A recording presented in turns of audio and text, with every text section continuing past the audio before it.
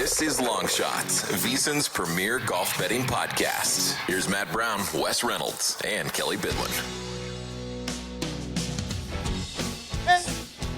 Long Shots golf betting podcast here on the VSiN Podcast Network. Matt Brown, Wes Reynolds, Kelly Bidlin coming to you for the final elevated event of the season, coming off of the U.S. Open, and JJ Spawn won. Yeah, JJ Spawn won. I'm sure you saw that on all of the highlights out there, but unfortunately for me, that capped what was the worst tournament for me in 3 years from a monetary standpoint and whatever. You know what's funny is we did our, me and Humans put together our final thoughts. It was posted over on VSiN, and some guy, cleverly enough, went into, I guess, the picks page, and it showed all of like the losses for me and said, yeah, I don't need your recap. And it like showed all of the losses or whatever. And I said, click the link first and then get back to me. And he's like, yeah, I don't need to get your opinion on this or whatever, something like that. And I was like, ha, you dumbass. I already talked shit about myself, and I beat you to the punch. If you just read the article, I talk shit about myself, and like you're sitting here talking shit to me. You're late to the party, like you missed it. You're sorry, buddy. I beat you to it, and it's in writing. So yeah, it was a horrible tournament for me. I did add Bob McIntyre live. I texted Kelly on after round one, heading into round two. Did not think I was going to be live at all with Bob McIntyre down the stretch, but he goes under par where basically everybody else is going over par, and had JJ Spawn not piked 2 drives on 17 and 18, maybe we get a playoff, and maybe I could have salvaged something for this tournament. But Wes, it was a complete and utter bloodbath for me, capped by the fact that I had a massive top 20 bet on Corey Connors, who hurts his wrist and has to withdraw from the tournament. And so that was like the ultimate kick in the nuts, where I'm just sitting there. I'm like, okay, this is just kind of like the memorial for me, which for was me. Really horrible. This was not good either. This was a losing event. Couple placements got home with Victor Hovland, Xander Schauffele, John Rahm back into the top 10 with the solid Sunday round. But Victor Hovland was my only real contender in this thing. And I actually did have optimism going into Sunday. I thought, you know what? He's right there. He's hit his irons well all week. He is right there. Just make a bunch of pars, which that's what it turned into, even though Spawn goes birdie and wins by 2 over Robert McIntyre. But it's just make pars all day. These guys are going to make mistakes, and a lot of them did. Adam Scott, Sam Burns, Terrell Hatton, Carlos Ortiz, all these guys that made mistakes kind of tumbled down the leaderboard. And I got to credit JJ Spawn, though. He did hang in there. He shot 40 on the front 9. So he shot 5 over par on the front 9, and then comes in with a 32 to shoot 2 over par, and that was certainly good enough to give him the victory. JJ Spawn was number 2 in putting, number 3 in scrambling. So he played solid enough. I think that if you do one thing really well, which is either putt it or keep it in the fairway, that you were going to win this thing. So not my best from a wagering standpoint. I'm not going to join the cacophony of complaints necessarily in terms of about the tournament, because it's the U.S. Open. It's supposed to be hard. This was a classical U.S. Open. This was not a U.S. Open where you shoot 15 under like at Aaron Hills to win the thing. This is what it was going to be, where score was going to be just under par or right at even par, and that's exactly how it turned out.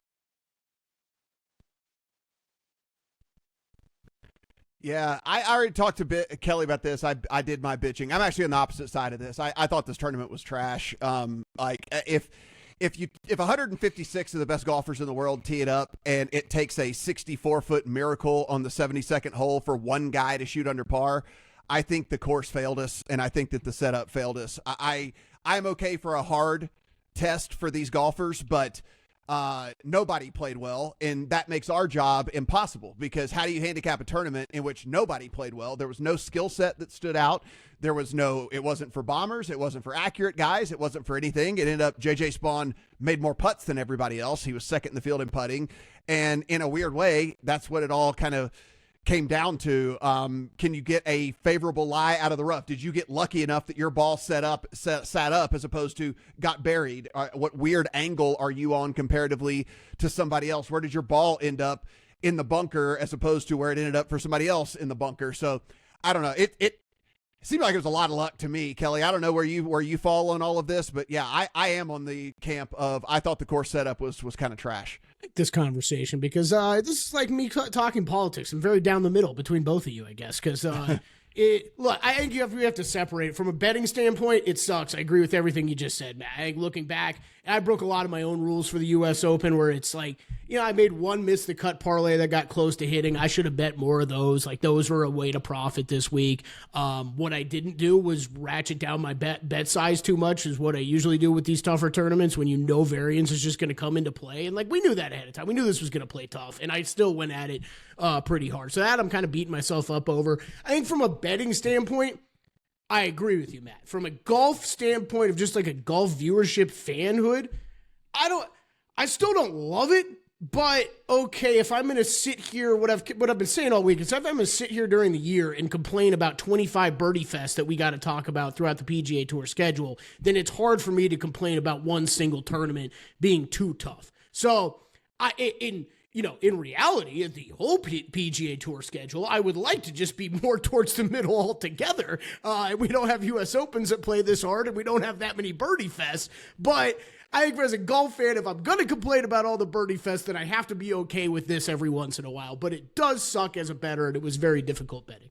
Although, Wes, you brought it up, just to recap real quick, this was actually a little bit better for me. It was only a small loser for me because I got really lucky on backdoor John Rahm top 10 and backdoor Xander Schauffele top 20. That's for sure. You could maybe make it. My two biggest I'm sorry, I was going to say you could maybe make an argument that they should have stopped play, though, on Sunday because it was the weather. I think it was the weather even more than the course setup because when you're getting like these puddles, it's like, well, what are you going to do? Because Sam Burns basically hit out of a puddle. And it cost him the tournament because I felt like Spawn was a deserved winner, but I felt like Sam Burns probably should have won because he held the lead for the majority of the weekend. And just I think the weather, I think that's where maybe the USGA could have stepped in and say, okay, let's take care of this. If you got to finish on Monday, then you got to finish on Monday. But I typically prefer hard setups in the U.S. Open, and that's what we got. I was shocked. I mean, Matt, that was like right when we were on the phone. I was like, they really going to try to finish this thing? Like, I was kind of surprised they didn't just call it and push it off till Monday when they were in that. I mean, I thought they were going to be racing daylight anyways. And then, they come back out there, Wes, and Sam Burns should have never had to hit a damn ball out of a damn puddle. Yeah, I mean, look, the rules of golf, again, remain ridiculous. Like, I mean, for two different guys to come over and see what was going on with all of that and both rule that, no, it's not standing water, so you got to hit out of it. It's like, yeah, but if you press down slightly, water gushes out of the. I mean, like it's basically fucking standing water. Like, you're like, what are you talking about? And so, to me, it's again, the rules of golf remain absolutely ridiculous sometimes through all of this, and I mean that was now. Did Burns become a mental midget in that situation? Absolutely, right? Because as soon as both of those guys ruled against him, he lost it, right? I mean, like, and then the chip afterwards and the whole 9 yards, like it just was a giant spiral out of control after that. And which again, that's where we're giving JJ Spawn props because he definitely could have spiraled out of control after that first few holes on the final round, and he decided to put it together on the back nine and do all that. So it was. To me, I don't think for me now, because I play a whole bunch of golf, that it makes me a better golf handicapper. I don't think that at all.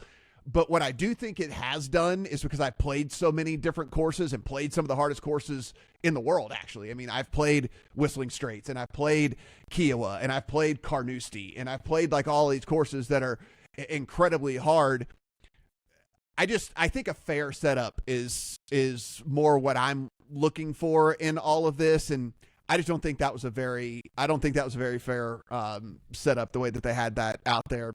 Rough was way too penal. The way that all went down with everything, and so again, you had to be lucky. If you hit it in the rough and it was sitting up, then good for you. And if you hit it in the rough and it was sitting down, then it's a penalty stroke. It's like that's just.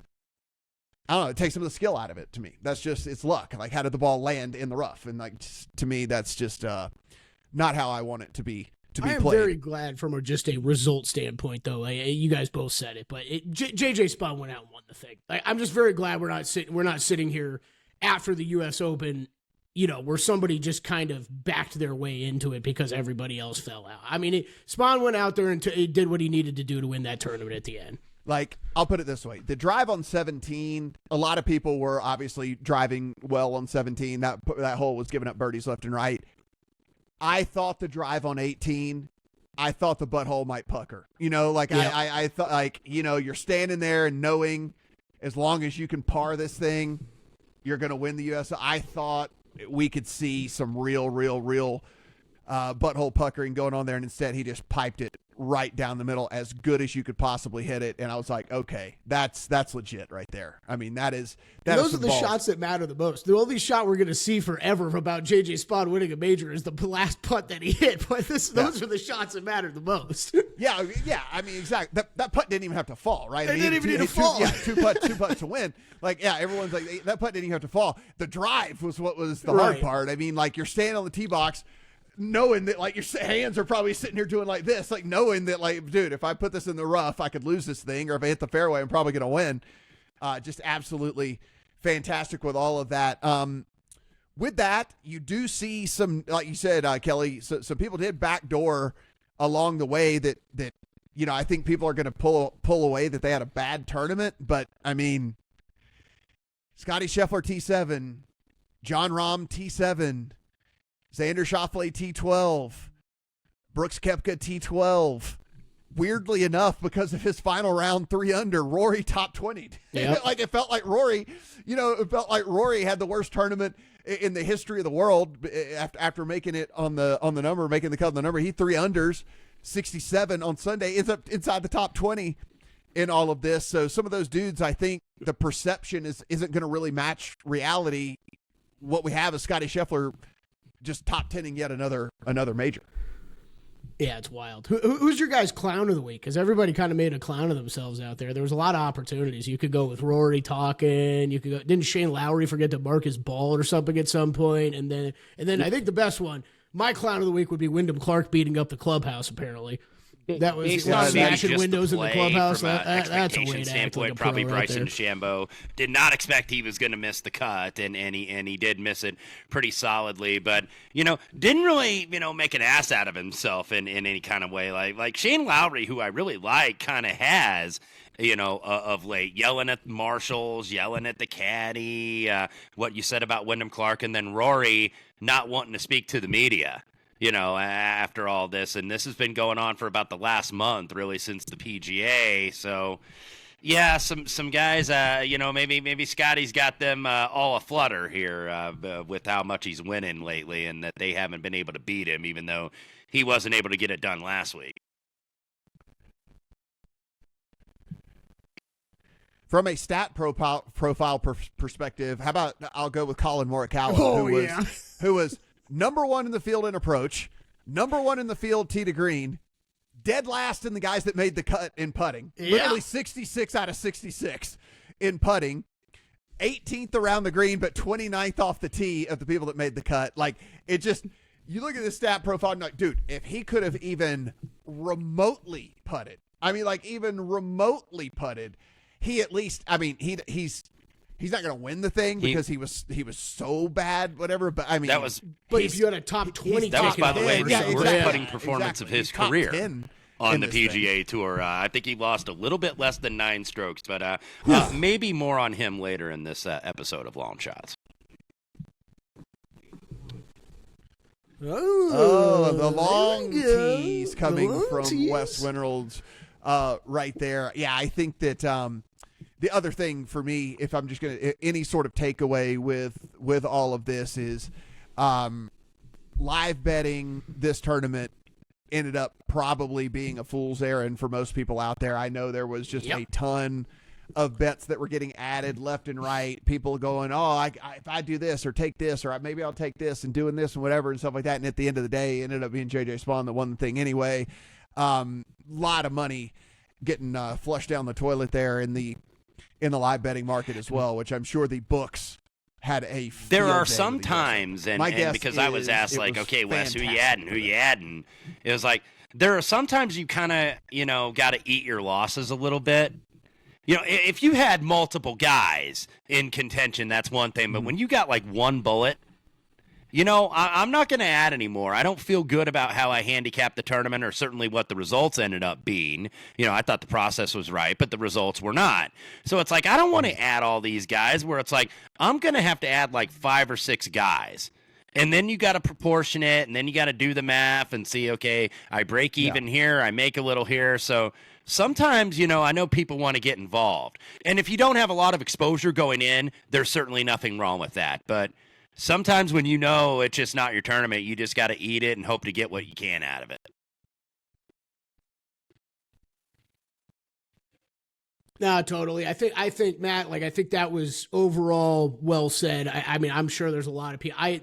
I actually made out okay. I had Victor Hovland with a live top 10 that covered me. But like you're talking about, Wes, I was firing bullets, outright bullets. And it was, what was it, Friday? I think it was Friday, Matt. We bet Shoffley, and I texted, I was like, I'm done. Like, that's it. Like, I've already taken my kicks, and it was only Friday afternoon. I'm like, I'm adding Shoffley at 25-1 to win this. And like, that's it. Because like you just said, Wes, like I had seen enough golf by then where you just got to stop. Like you knew it was going to be a roller coaster ride through the entire weekend, and there was no reason to be, chasing money and throwing more good money after bad. Yeah, I did play 3 live outrights. I played Xander. I played Bob McIntyre, and then Thomas Dietrich. Bob McIntyre after round 1, sitting at even par before he had the books again with the algorithms. Before he had even teed off on Friday, it drifted all the way out to like 65-1, and he was sitting at even par, and he had a pretty good stat profile in round 1 where I thought, hey, Bob McIntyre, we love his irons. Like, maybe he's going to improve on those irons, right? Where he was after round 1, it was like 66th in the field in those off approach. And so I thought there was some upside there in adding him and whatever. Didn't really think it was going to have a snowball's chance in hell of actually cashing for me after a couple rounds. But it was just a absolutely miserable betting tournament for me. And again, I don't know, putting a bow on this, I don't know how you handicap that tournament properly. Whether you like the setup or not, whether you like the outcome or not, I don't know how you handicap a tournament like that, because again, there was no rhyme or reason as to what worked, what didn't, what whatever. I mean, it was basically just make the least amount of mistakes and hope that you ran pure on some of the other things that came in there. So, I mean, if you have the JJ Spawn ticket, good on you, but I think you probably are looking back on it going, I still ran pretty pure. Sam Burns had to play like complete ass on Sunday for me to get that thing home, Yep. All right, so off to our final. Well, I can't believe it, right? Well, it's like, and I was going to say something about that. Why don't they just have one a month? Okay, here's a signature event in January. Here's one in February. Have the players in March, move Bay Hill to April, and have one, all the way through August. Why not just spread this out instead of condensing everything so much here? And I just feel like they've done a really poor job. Maybe the new man that's going to be in charge of the PGA, replacing Jay Monahan at the end of 2026, can rectify that. Yes. That's a big story. I'm glad you brought that up, Wes. I mean, that was supposed to be Roger Goodell's heir apparent, right? Like, PGA Tour able to grab him from the NFL. That is that's pretty big. I don't know where this whole, you and I talked about it a bit the other day, Wes. I'm like, I have no idea where we're at with this whole Live PGA Tour merger. The more this goes on, the less I feel like anything's going to come of it, and eventually we're going to have these Live guys just kind of finding their way back to the PGA Tour, unless you're one of those guys who's just not that good enough to really compete to win on the PGA Tour, and you'll still gladly take the money and stay. But I don't really have much hope for that getting done anytime soon, and I think the PGA Tour is starting to make other plans.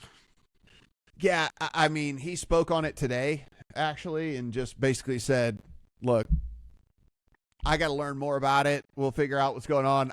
But it was this roundabout way of saying, like, I'm kind of going to focus on what we got going on here. Oh, and, okay. Yeah. Like, I missed that. Good. That's what I would do if I was them too. Like, this is. I think you've heard some players that have been a bit more outspoken recently, right? I mean, we're getting those vibes from Brooks and Rahm and Bryson, and they kind of miss this competition. Yeah, he just was like, he's like, look, I obviously have more to learn about all of this and everything, but he's like, I'm really just focused on what we've got going on here and growing our fans and growing the game with us and et cetera, and yada yada. He said all the right things, I think, in his statement, which is, I like where the tour is at, but we still need to do some stuff to reach out and grow things and whatever and all of that. And I hope he's smart enough, or at least has smart enough people around him to see just how popular all of this social media and internet golf has become, and all of these dudes, and figure out a way to get the tour more into the social side of things, into the YouTube side of things, into all the different stuff like that. Because, dude, some of these Grant Horvat videos that this guy puts out get more views than all the live events combined. Yeah. Like all the days of the live tournaments combined. He's getting more views on YouTube, than these are. So some stuff to be learned, and hopefully he can get that done.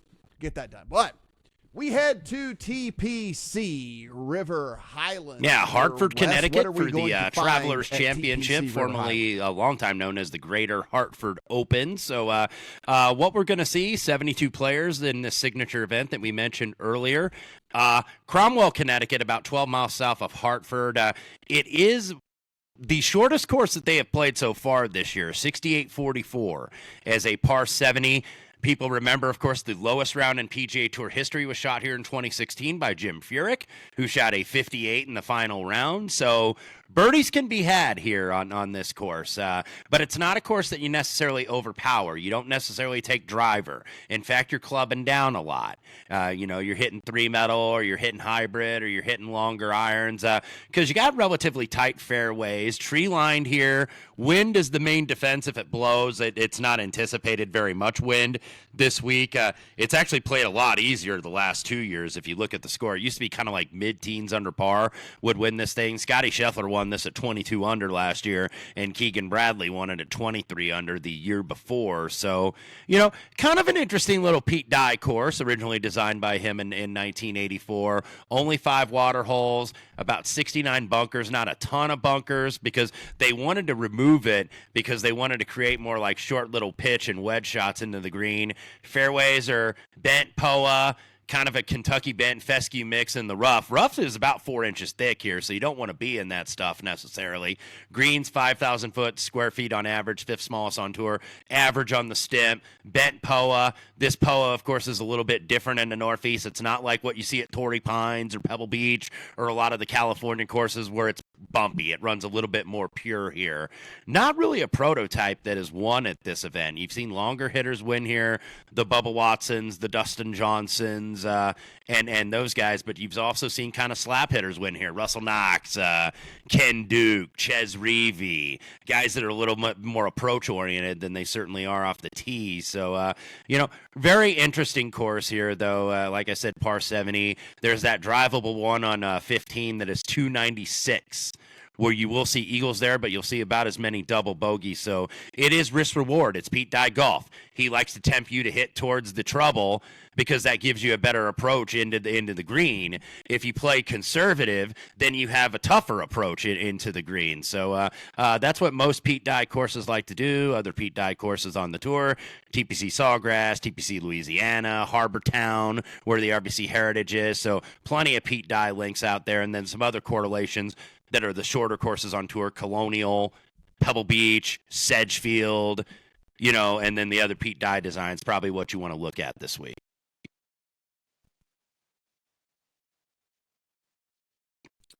Yeah, Kelly, as you started to dig in a little bit more, did anything stick out to you about this course? Yeah, I think from a handicapping standpoint, it's it's one we've seen a fair amount, which is kind of nice after last week. Let's go back to a course that we know that we have some history on, and we can really look at some stats. Like Wes just said, I mean, it's going to be fairway finders this week, right? Distance isn't going to matter as much, although I shouldn't say that. We've seen it come into play, but you're going to have to go less than driver on some holes, like Wes said. Rough is going to be penal. You're going to have some small greens you got to play around the green play, super important at this course.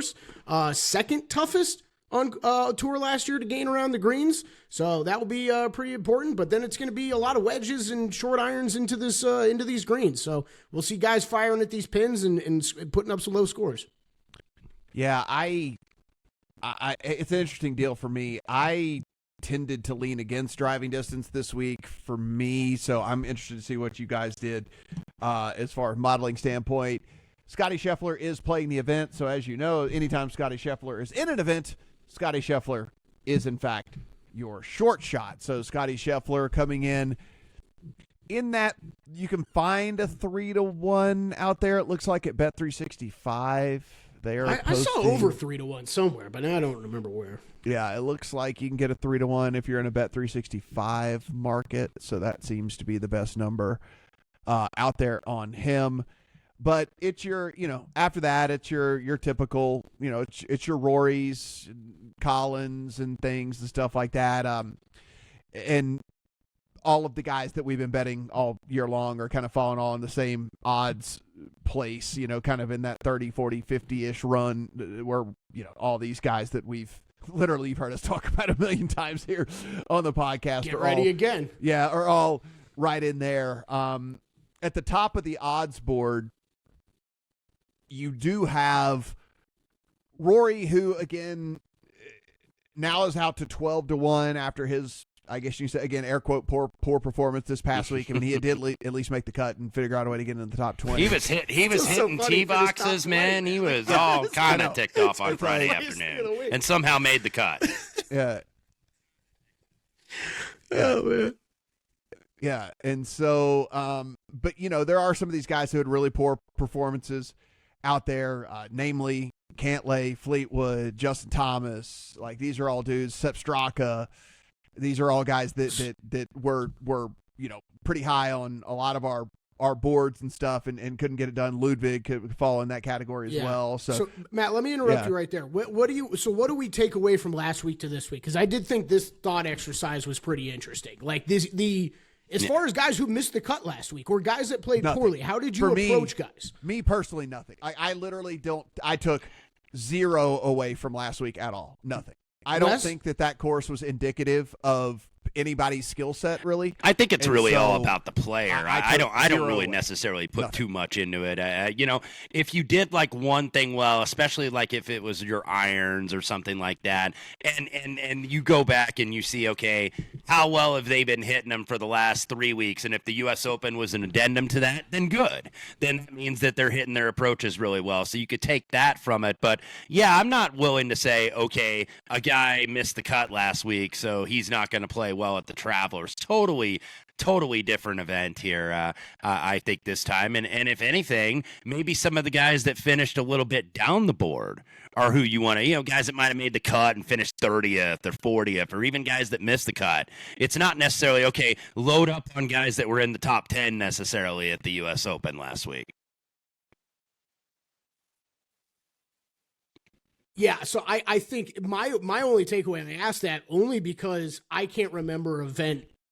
I don't remember the last time I thought this way, but not that I stuck to this with my card. Like you said, Matt, I basically just tossed out all the results, but in my mind, definitely, if we're tossing out all the results, it's almost beneficial if you missed the cut last week. You just got the hell out. You just got the hell out of Oakmont, and you got extra time to prepare for this event now, and didn't have to play through that crap. And then, Wes, to your point, if you were in the clubhouse already on Sunday, and you didn't have to deal with all the weather and stuff that came through in the afternoon, like, I think that's a benefit. So not that I was really designing my card this week around that, but man, it was definitely in the back of my mind that I do not mind playing these guys that missed cuts or looked bad last week.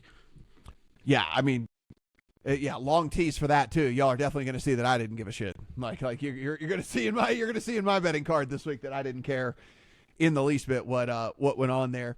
So Kelly, as you were putting together your stats that you think matter this week and you're building your model, is there anything for you that was a little bit different? I mean, again, how did you take into account the driver stuff and off the tee stuff? How did you take into account, approach? Because historically, if we kind of look at this, like, approach isn't really one of the major factors here, weirdly enough, like for success at this course. And so how did you go about putting stuff together this week? Yeah, pretty blended model for me this week, I would say. No distance really factored in at all, except I did factor in strokes gained off the tee a little bit. We know that does take into account some distance, so I guess that would be my only distance. Otherwise, it was all accurate, all accuracy stuff off the tee, fairways, good drives, that type of stuff that I'm looking at. Again, just fairway finders that you're looking for this week. Strokes gained approach, like we always look at, it still matters a lot, but like you said, it is a little bit less important this week.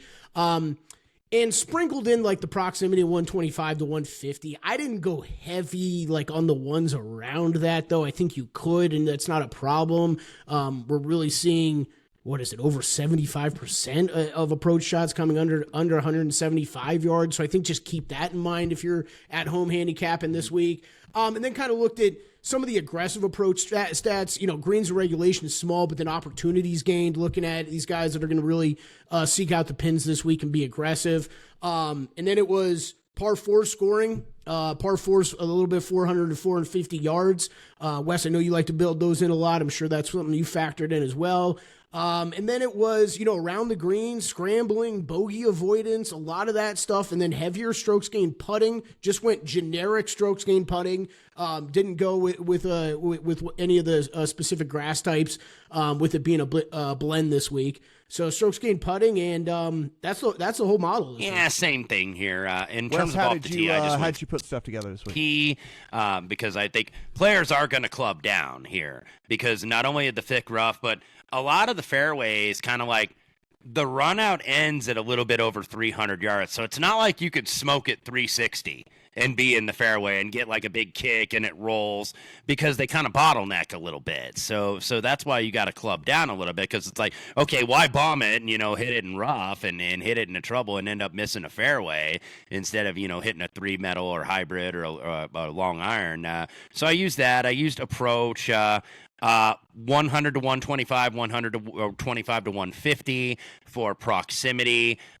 Use some birdie or better here, because the course has played easier the last 2 years. When Keegan Bradley won, it was minus 1.6 strokes under par was the average round. Last year is minus 2.37. So, I know Pete Dye doesn't like to give birdie gimme opportunities, but there's plentiful out here. You're going to be able to shoot pretty low, and you'll see some low rounds out here. You'll see some 62s and 61s and 60s. We've seen a 58 here before, so that wouldn't shock me. I did strokes gained par 4 just in general, because they range anywhere from 296, which is that 15th I mentioned, to 481. So there's a lot of wide range. So I did strokes gained par 4, did strokes gained around the green. Kelly mentioned it earlier, second toughest course over the last 5 years to gain around the green. So you got tight lies here in short grass around the greens, unlike last week, which is like chop it out of the thick stuff at Oakmont. So use that. Strokes gained putting, bent POA. You can go last 24, last 36. Keep in mind, it is more bent than POA, and this POA is less bumpy than what we see on the West Coast. And then kind of one, sometimes I do one where it's strokes gained total on short courses or long courses, but I did strokes gained on Pete Dye, because I think even though there's different little intricacies, and obviously in different regions of the country are these courses, especially the ones you see regularly played on the PGA Tour, but the Pete Dye principles are the same. Hit toward the trouble off the tee, dares you to do that, and you get a better spot going into the second shot into the green. We talked about that at Harbortown a few weeks ago at the RBC Heritage. You play it on the other side, then it makes it a tougher second shot. So guys that do that, I think guys that play well on a Pete Dye tend to play well on multiple Pete Dye courses if you really look long term.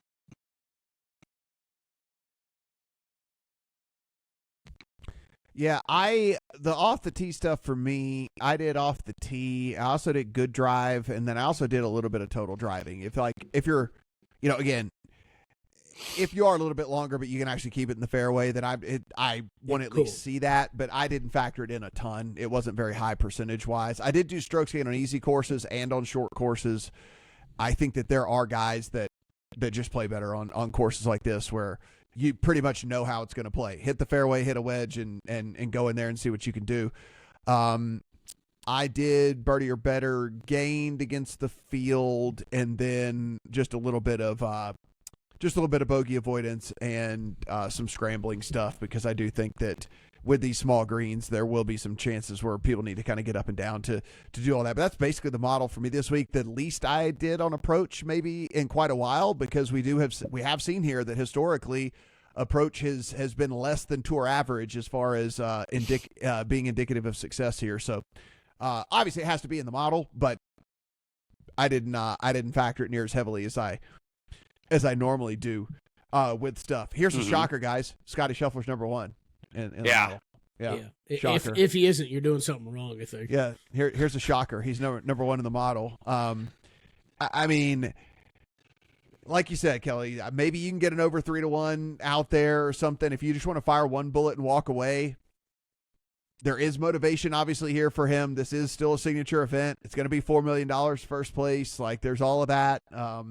So sure, but man, I don't know. I don't know what to say, man. It's like, I can't do it. I can't do it. I know. I considered it more this week than I really have in the past, though, because I can't.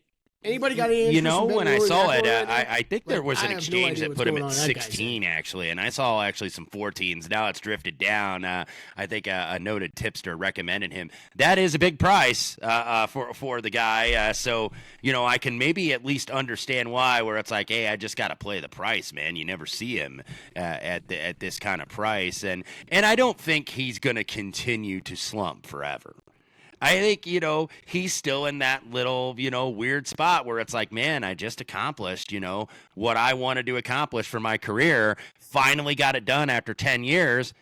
And then he gets a little bit of heat from the media where it's like, okay, I'm used to the adoring coverage that I get, and now I'm not getting it. And he's been a little salty about it. So I don't think that's going to last forever for Rory. Now, I think when Rory goes over in July to prepare for the Open, he's going to be much shorter price, obviously, but the Scottish, those events, Irish Open, those events, I think is maybe where he's going to get right, maybe more so than here.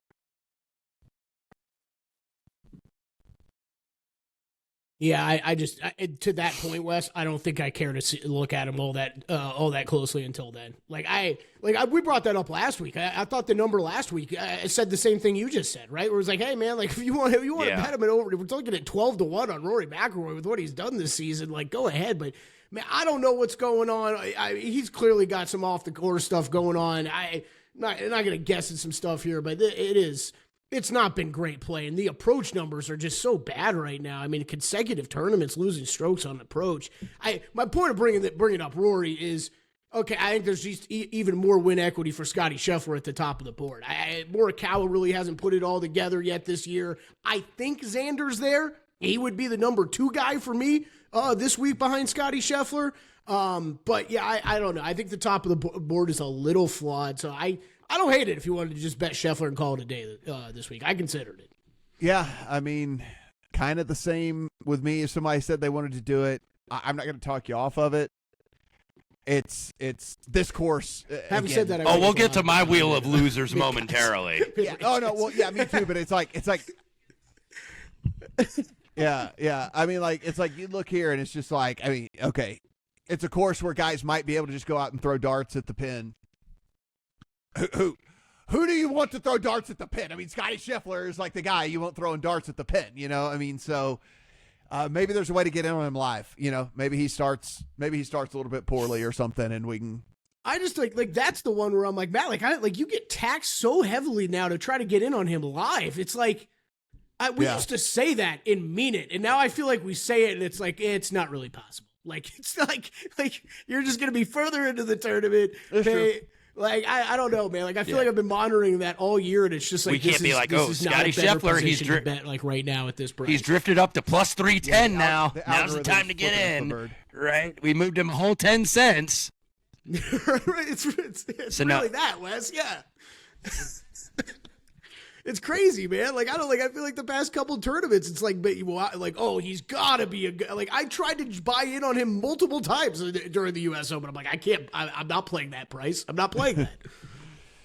All right, so it was not Scotty Scheffler. It was not Rory McIlroy. Maybe it'll be one of these other guys at the top. And Wes, I think I'm going to go against Scotty Scheffler again because that worked out for me last year at the Tom Kim 50-1 ticket that lost in the playoff, unfortunately. So hopefully we get one back. We're owed one here in Hartford. I did start with Colin Morikawa at 18-1, T23 at the U.S. Open. But Matt, you mentioned it at the top: lead and strokes gain approach, lead tee to green, lead and strokes gain ball striking, second in greens and regulation. So why the hell did he finish T23? Well, he lost 9 strokes with the putter, or nearly 9 strokes. Worst performance on the green in nearly 5 years, and his worst ever since being a member of the PGA Tour.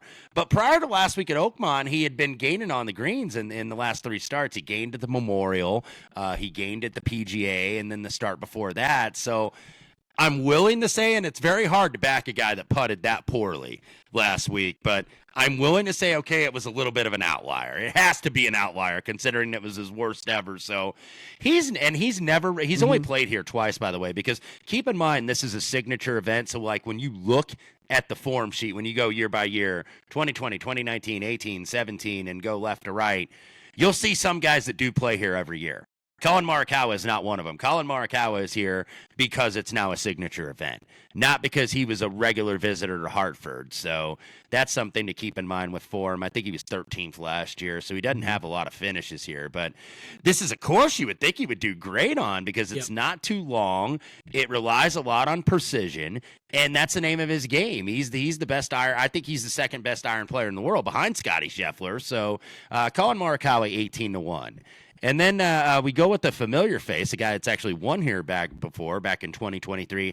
How about Keegan Bradley at 35-1, who was 4th in the field last week for strokes gained around the green. Great history here. I mentioned the win. Also was runner-up here in 2019. Prior to the U.S. Open, he was top 10 in the last 2 events. He was 8th at the PGA, 7th at the Memorial. Now, I think with Keegan Bradley, he is in an interesting position as the U.S. Ryder Cup captain. By the way, J.J. Spaun, we didn't mention that. He pretty much locked up his Ryder Cup spot. They don't leave the U.S. Open champion or a major winner off the Ryder Cup team. They certainly didn't do it with Brian Harmon a couple years ago, even though he didn't have the experience. So Spaun might get the auto qualifying spot. But Keegan Bradley is kind of in the mix where he can make his own team, but I think in order to justify either selecting himself or even to qualify on points, he's got to win. And this looks like a likely place, or one of the more likely places for him to do so. So Keegan Bradley, 35-1. Russell Henley, I did not get the best number on this, 40-1. I think there were some 50s and maybe even a 60 out there. Yeah, there was a lot of good numbers out there, really? And I totally missed it. Just catching up from my trip back from Indianapolis, but grinded out a top 10 last week at the U.S. Open, top 10 in 3 of the last 5 majors. Biggest win of his career earlier this year, where he won the Arnold Palmer Invitational at Bay Hill back in March. He's trying to make that Ryder Cup team for the first time, and he was actually in that last spot because they take the top 6 in points for the American team, and then the other 6 are captain's picks from Keegan Bradley. So Henley, I still think, is in good shape, but look, you certainly want to make a push and make the biggest impression that you can. He's been in the top 3, actually. I was reading this. He's been in the top 3 heading into the final round 3 times on 7 appearances, even though he doesn't really have a lot of, he has a lot of finishes around 10th, 12th, and whatnot here. He's a much better player now than in those years. So Russell Henley, 40-1. And then I'm going to do it again. Maybe 5 weeks of a sample size is enough for me. Cameron Young, 50-1, who was T4 last week at the U.S. Open, best major in 3 years. Top 7 in 3 of his last 5 events. I think his game is kind of coming around again. Like, when you show the profiles from Rick Rungood, from Rick Gaiman, you see a lot of green there. You don't see a lot of red in terms of losing strokes lately. 9th here at the Travelers last year. So he hooked me back in again. Cameron Young. I think this is a place. He by the way is a Northeast guy. Was born in New York State, so nearby home, I guess, if you want to call it the closest thing to a home game. So I bought in on him, and he'll probably miss the cut badly, but he does have 5 weeks of really good form coming in here. Also at 50-1, Daniel Berger, who has not played the Travelers, by the way, since 2019, but was runner-up here in 2017 when he lost to a peak Jordan Spieth, when Jordan was really one of the best players in the world, and then was 5th here in 2016, the year before. Pretty good on Pete Dye. He was 3rd last time out at the RBC Heritage at Harbortown back in April. That, of course, was, I know, a win for Kelly. He had Justin Thomas over Andrew Novak in that playoff. So Berger, pretty good Pete Dye player. I'm willing to chance him at 50-1. And then I went with the long shot, Tom Hoge, 125-1, who missed the cut on the number at the U.S. Open last weekend. But if you look at his strokes gained ball striking, he gained 4.5 strokes over 2 rounds, which would have rated top 5 in the field. So that tells you, not so great on the greens. 3rd here last year, and he's a guy that's such a good iron player. We always see him. He's always in our models whenever we use approach. Such a premium on iron play. I think that's right in his wheelhouse. Remember, the one that I was fortunate enough to be aboard on was in 2022 at Pebble Beach, his lone PGA Tour victory. So another short course under 7,000 yards, premium on some iron shots. I think that fits Tom Hoge here just fine, 125-1.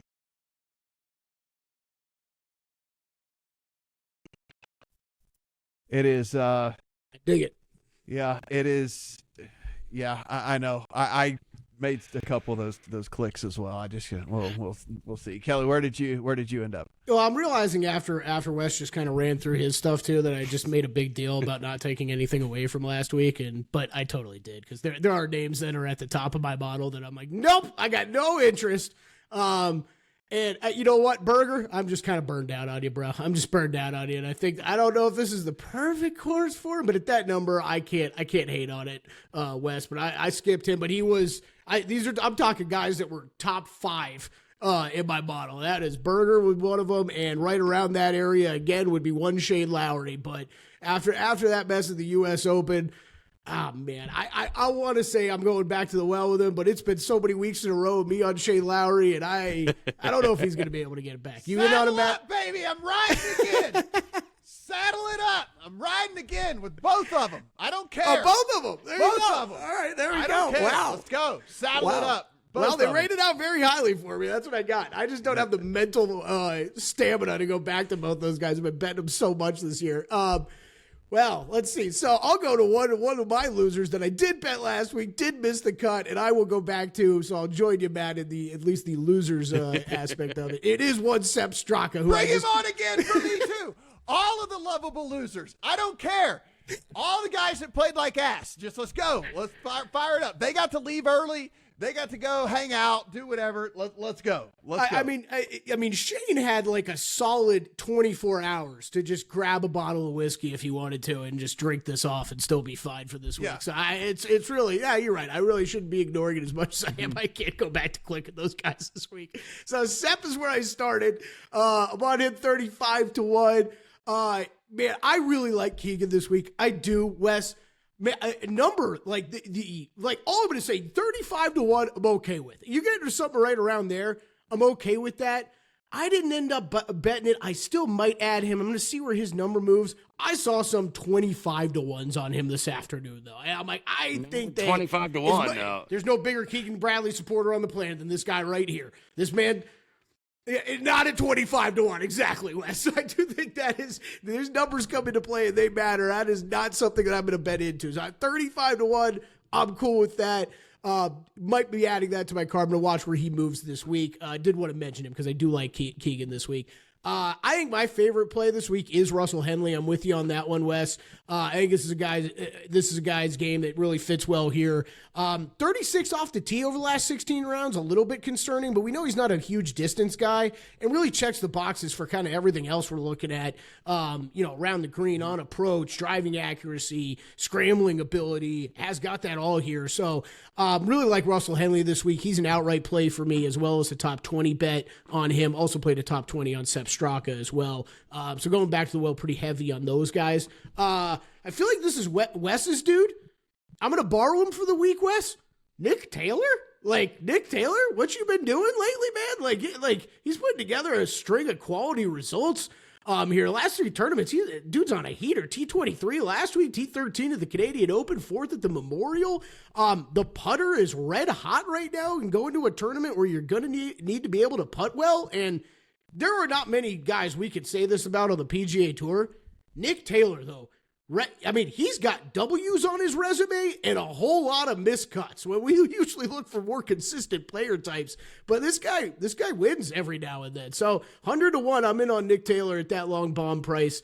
Top fives as well, and all those outrights kind of to play the each way model that Matt sets up so well. And then top 20s, I already said Straka and Henley. Also went to I'll go back to Tommy Fleetwood, top 20 this week. You're getting plus money on him. Top 20, ties playing full. I love that bet this week. I think he's a perfect example of a dude that missed the cut. I'm not worried about him at all.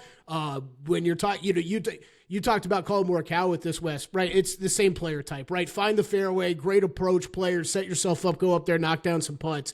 I think you can put up a quality result this week. And then a guy who plays Pete Dye course as well, was on the front page of the leaderboard for a lot of last week and then before he fell off. Siwoo Kim hasn't had a whole lot of success here, but another guy that you would think sets up well for this course. So a top 20 play there. Matt, give me 1 minute. I see you're going crazy over a couple names. Love Siwoo's fit here. Played a top 20 on him. Also played him in a matchup over JJ Spawn where he's the dog. Don't know if I really get that one, but that's over at Stations if you're interested in Matthew Brown. Siwoo over JJ Spawn. I played Xander over Rory in a matchup. Do think Xander is my second-rated guy this week, and then I played Nick Taylor over Mackenzie. Yeah, we've got a lot of fading of JJ Spawn in the matchup. No surprise, because he's all over the media. I saw him on the Today Show this morning. So having to do all that, and when you got a guy that's not used to doing that, is there a little bit of a hangover there? And he's still a favorite, I believe, in town at a few places over Cameron Young. So if you're interested in Cameron Young, and if you bought in like I did, plus 115, plus 120 is out there. Yep, love it. Yeah, so I just got outside of Sepp Straka, who has won, multiple times. I just got a whole card full of losers. So I just rattle them off, baby. I just got a whole bunch of losers. So we know Berger and Lowry. I started at Straka, 35-1. That's the shortest number on my card. I went back to Justin Thomas. The fine folks at Circa yesterday had Justin Thomas at 40-1. Ooh. And so he's maybe the most interesting player to me this week. Because I cashed on him earlier this season. I think there is something to Justin Thomas on these shorter courses right now with where his game is at, Matt. And hit a few fairways, and then he can just hit wedges in. Like outside, behind Scotty, then he's like the wedge player you want, right? I mean, it's like Scotty and then him. You want like him hitting wedges. And so went to Justin Thomas. Again, that number's 40-1 here. I think it's gotten hammered elsewhere, like rest of country. So I don't know if I would be playing. Let me see. Yeah, it's like it's 28 at DraftKings, 25 at MGM. So like, there's been some action on Justin Thomas, but again, his profile fits very, very well here for what we're looking at. It's like, hey, go out. You don't have to crush it off the tee, and then you've got like you're going in with wedges and 9-irons. Like just do that. Like be and excel at what you're really, really good at. So I went ahead and took the 40-1 bait there on Justin Thomas. Yes, Lowry, Berger, a couple of losers. Look at the putter from JT recently. Damn. Yeah. That is gaining with the putter in 8 straight events. Wow.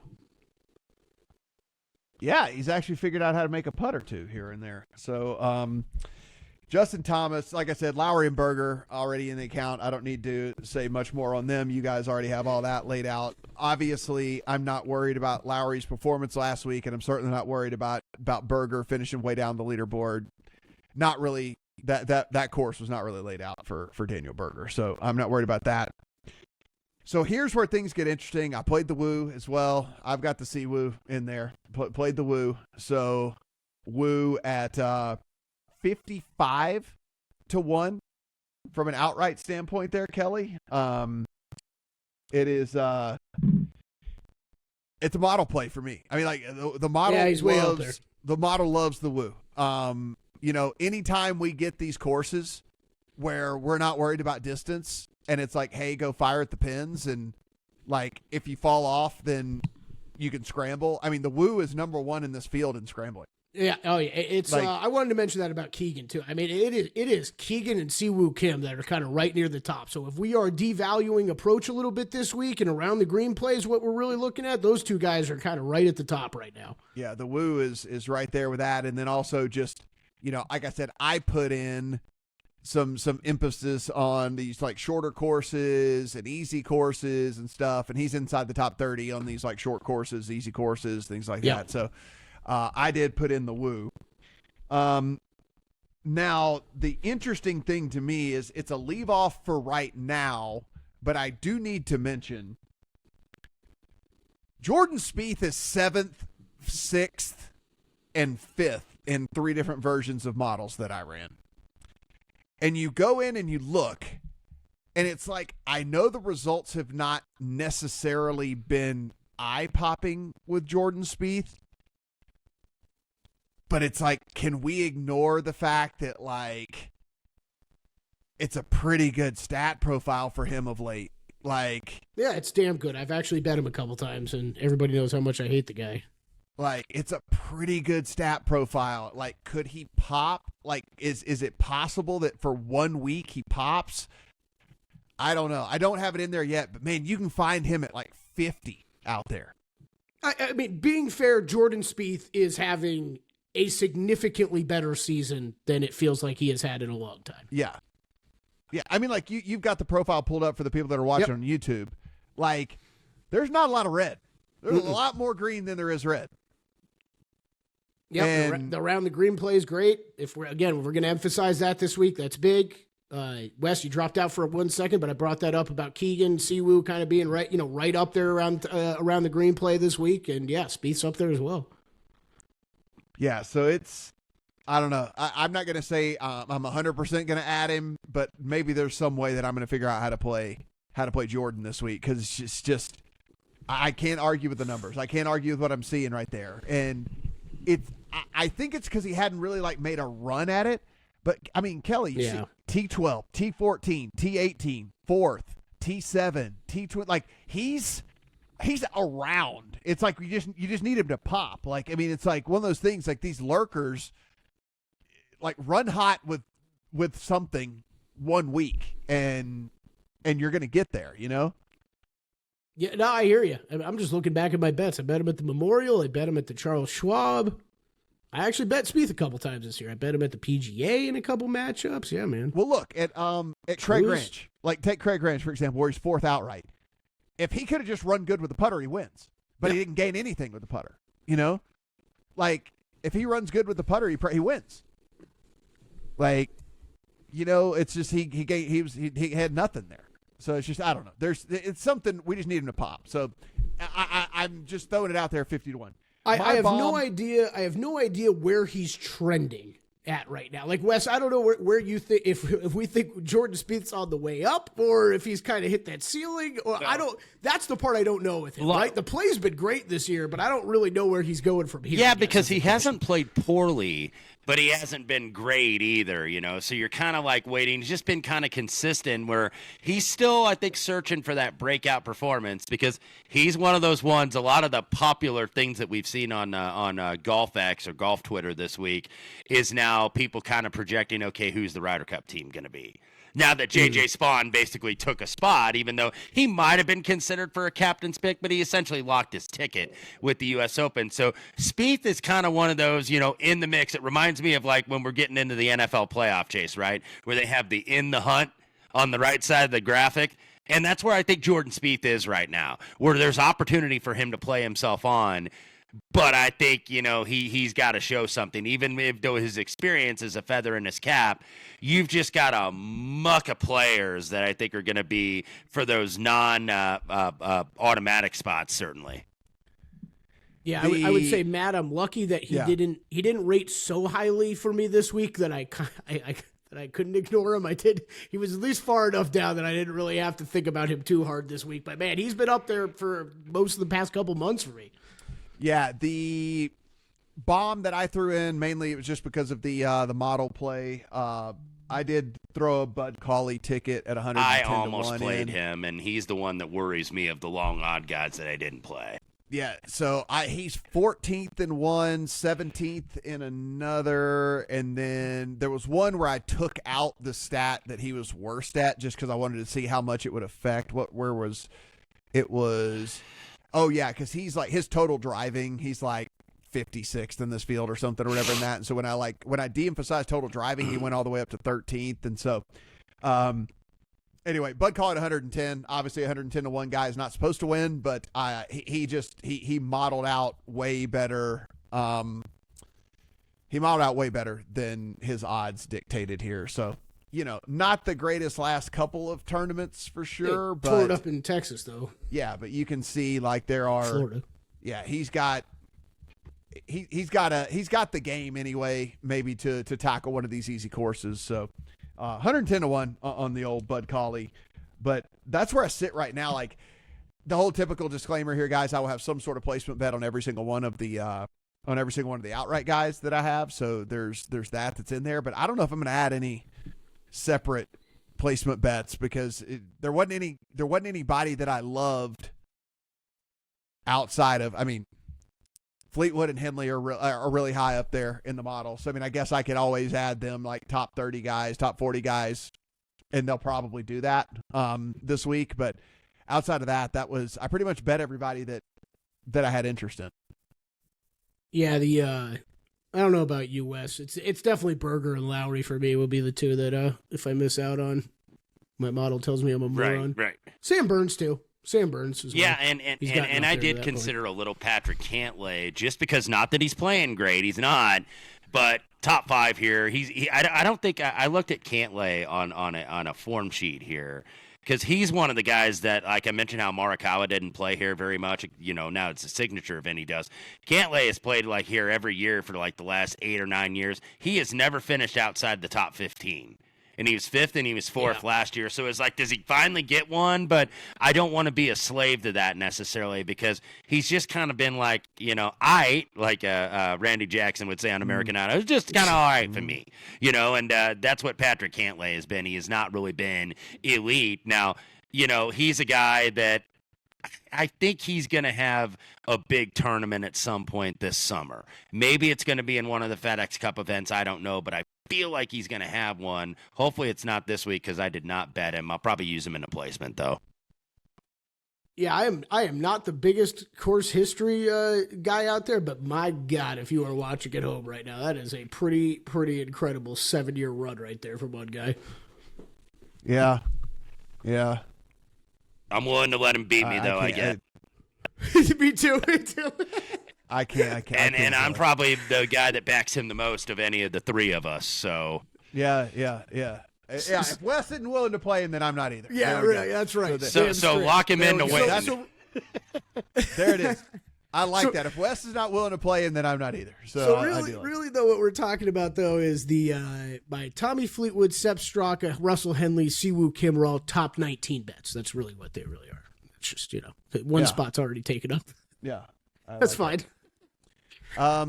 Yeah. All right. Well, for the DFS players out there, like I said, Henley modeled well for me. Fleetwood modeled well for me. Going down, we've talked about all these other guys. Alex Noren actually modeled well for me from a DFS perspective. If you want to play him, he's cheap. He's 6,500 to kind of round out a lineup. Aaron Rye, 7,500 over at DraftKings. He modeled well for me as well. So if you're kind of like rounding out your lineups after putting some studs in there, those guys are a little bit on the cheaper side of things, but those are really the only guys that we hadn't talked about. Literally everybody else in the model, either y'all bet them or I bet them or whatever. There was like everybody else like kind of made the discussion here. No, I got one. I've got one we haven't really talked about, and apparently this podcast hates this guy and can't really get on board with him because I don't think many of us have bet him much over these past few weeks. Ben Griffin? The Griff. Yeah, Griff's 11 and one of mine 10. Am I forgetting? Have you boys been betting him? Because I sure haven't. They haven't really this year. Bet Griffin last year, 2 years ago. Yeah, like last year. I bet him like 2 a lot years in the ago. fall series, yes. But you wonder when he's going to cool off. But maybe this is just the summer of Ben Griffin, because that's a guy certainly wanting to play his way into the Ryder Cup mix that you would have never thought going into the year. Okay, this guy's going to be on the American Ryder Cup team, but. Do I feel like there are 12 players playing better than this guy from the United States of America right now? No. No, I'm with you. I'm with you, Wes. But, man, we all keep just skipping by him each week. I mean, I'd say that. I mean, I guess like I didn't pay attention to earlier on in the year. T4 in Mexico back in February. T4 at the Cognizant back in March. He had an awesome season. Then he won the team event, the Zurich. Which is easy to write off. Yeah, you say, fine, it's a team event, whatever. But you still got to go perform, right? Yeah. And then I'm just trying to give the reasons why we hadn't really considered T8 at the PGA. Yeah, T8 at the PGA. He won the Charles Schwab, second at the Memorial, and then T10 at the U.S. Open. Like, he might be having this like second best season to friggin' Scotty. Just a whole season of us ignoring it, dude. But yeah. Not the Ben Griffin podcast. If you are looking for the pro Ben Griffin podcast, Long Shots is not the spot. I love that we just had that conversation, because I was thinking about that earlier. I'm like, man, this guy keeps popping and I keep ignoring him. And I'm like, I don't think Matt or Wes has really bet him all that much either. Well, maybe he needs a hard course, because he was T40 at Valero. He was T46 at the Truist. Like, maybe he needs a hard course. Like, the easy courses aren't for him. There you go. He missed the cut at Craig Ranch. What a loser. Like, maybe he needs a hard course. He doesn't like these easy courses. Oh, man. That's what we'll go with. Well, Ben Griffin's getting a W this week. There you go.